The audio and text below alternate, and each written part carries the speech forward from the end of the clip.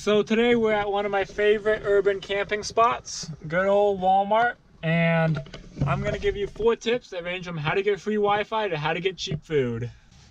So during my junior year, I basically lived at a Walmart parking lot, and besides that, I've been sleeping in Walmart parking lots all across the country, and these are just some of the tips and tricks I've been able to pick up along the way. First tip is don't be afraid to call or walk in and ask people if you can park overnight in their parking lots. So nowadays you can normally Google online to see if the Walmart allows overnight camping, because some don't nowadays, but most of them do. But whoever's working, the manager, is able to override the policy that's written in their books. So I've had times, like I was in Lompoc, California last week, and online it said no overnight parking. Went ahead and called them. They said, oh yeah, you can park there overnight, just be sure to be gone in the morning. So I parked there, no problem, never had any issues. The second tip is parking, and strategically parking. And that's a 2-part tip, because the first thing is how to get free Wi-Fi. So nowadays a lot of businesses offer free Wi-Fi. Even some of the Walmarts offer Wi-Fi. But this Walmart doesn't offer Wi-Fi, but there's a McDonald's on the other side of the parking lot that offers Wi-Fi. So I can come here, park in Walmart, away from all the other people that are shopping there, and get Wi-Fi all night long if I want to. And honestly, it's not half bad Wi-Fi, especially at night when no one else is using it.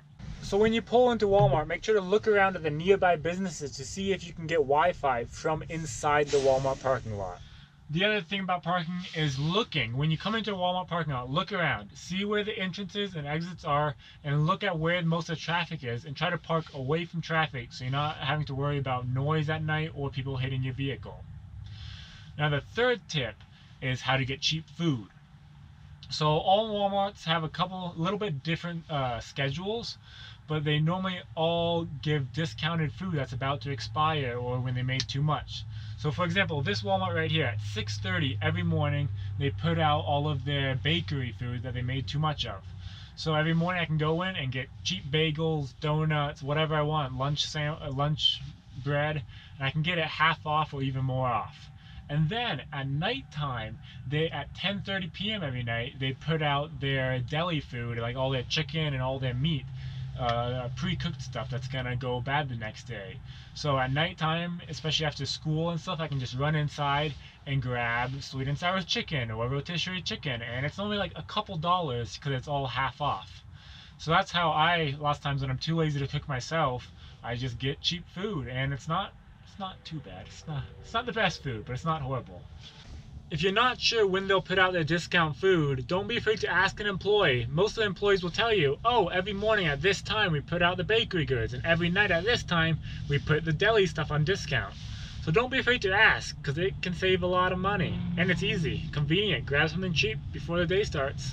And the last tip, the fourth one I'm going to say, is utilize them. Use the Walmart.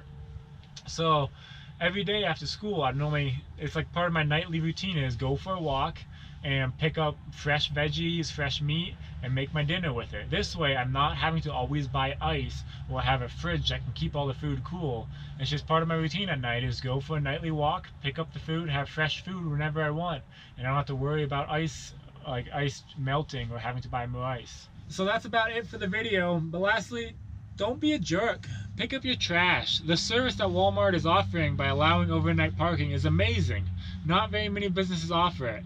So let's not ruin it by making a mess or spitting your toothpaste out the windows or being a jerk and parking right in front of the doors with your pop-out trailer and stuff.